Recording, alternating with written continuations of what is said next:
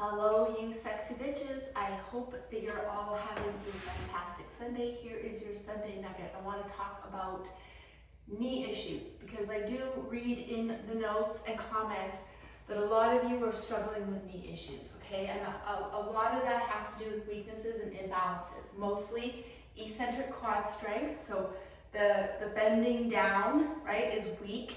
The glutes are usually not firing properly or just generally weak, and the instability of your hips. So what happens is that if the quads aren't strong and the hips can't do what they're doing, the load goes then to the unwanted knees. And so all the exercises that we're doing consistently, especially more this session, we've done a lot of you have done a bonus lower body day.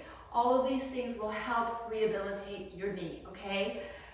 It's hard, and you do have to find the right balance between pushing the knees and making them worse, but you need to listen to your body, and through practice and consistency, you will become more comfortable with pushing your knees. I will tell you that after 4 straight days of skiing last week, when I came home on Friday, my knees were bugging me, right? I'm forcing them to do this for 3, 4, 5 hours every single day consistently, but I didn't do any mobility and I didn't do any strength, so I immediately came down here yesterday and did a leg day. The first 10-15 minutes, including warm-up, sucked. Like I would say, I almost said I think I need another day rest, but with my knowledge, I was like, no, Tish, you need to go down and even if it's lighter loads, less sets, do this. This is what your body needs. And I did take the load back a little bit, but after 15-20 minutes into the workout, my knee pain was going away. I then followed that up with a really good stretch. Not mobility, that's enough. Mobility and strength are quite similar. I just did a really good flexibility.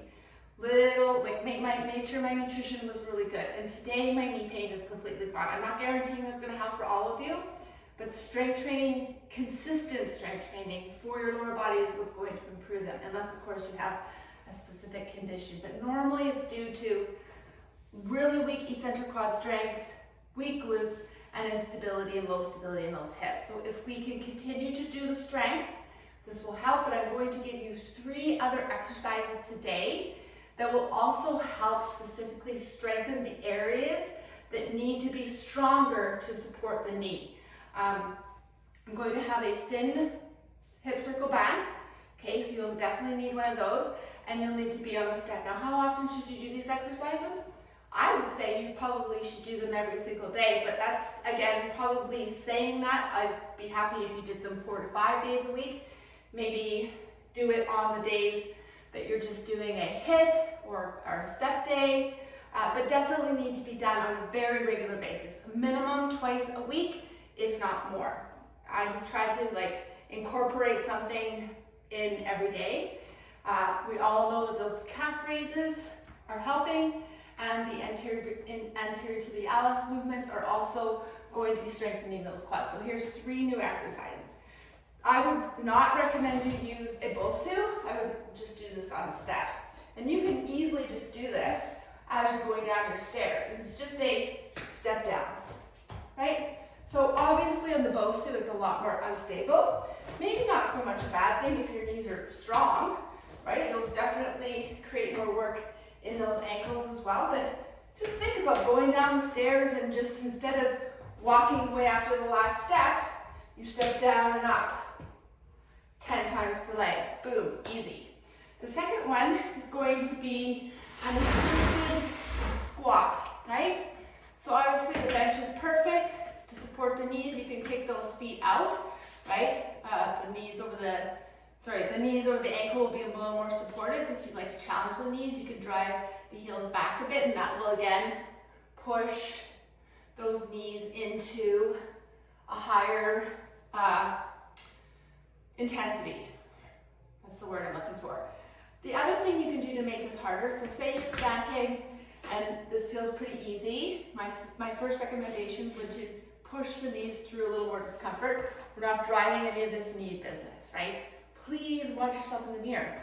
I see this, that's exactly what I'm talking about. If you do a squat and you're dropping your knees in and you're popping up, that is exactly what I'm referring to as the quads are not strong eccentrically, well, and also concentrically. The glutes they're not doing their part. So what happens? Those knees say, I can do it. No wonder you are struggling. So use the mirror as your trainer. The knees have to be going down and down, straight movement. The tracking has to be up and down.